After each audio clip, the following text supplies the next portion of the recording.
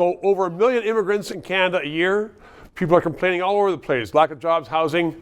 How to get to that? The answer in a minute. But of course, you know, I have to ask you, please, PayPal, support this show, keep it on, and ask your friends to subscribe so we can get the numbers up, so we can get more money from YouTube.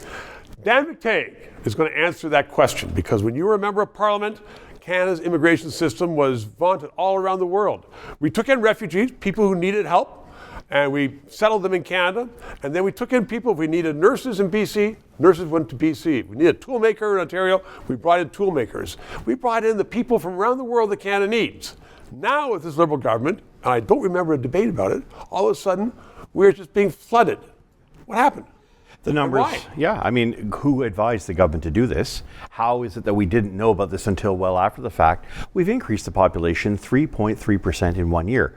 Unless, of course, bureaucrats have lost their way, I have a feeling that a lot of this had to do with outside consulting services, McKinsey in particular. Well, wait a second. Don't ministers run anything in Ottawa anymore? Apparently not. If you don't run the bureaucrats, you're bringing consultants. I mean, really? Yeah. McKinsey, I know, is on for bigger immigration. Is that it? I suspect that that's the reason why. The second one, of course, is just perhaps our friends, our former party, my former party, is interested in ensuring that they have a very strong group of people to vote for them in 20 to 30 years from now, of course, assuming that they will all be given the idea that supporting the Liberal Party, beholden to the Liberal Party, will be the way in which you gain elections. Unfortunately, they overshot the runway. They overshot. That could backfire, because I'm hearing anecdotally, and I heard from a Nigerian the other day, he says, I want nothing more than to go back to Nigeria. Yeah, they can't afford it. It's not just the cold. They said, we can't get jobs. It's not a place where I can function. So when you have immigrants to Canada saying, I'd rather go home, isn't that indicative of something wrong? Yeah, it is indicative of something's wrong. I've never seen that happen before in our time. Immigration was always something we prided ourselves on, for which we benefited from. We've taken the best of the best around the world and created a great nation. No longer. I think we've disappointed those who are there. The infrastructure to accept that many is simply not there. It's not fair to them. It's not fair to people who are here.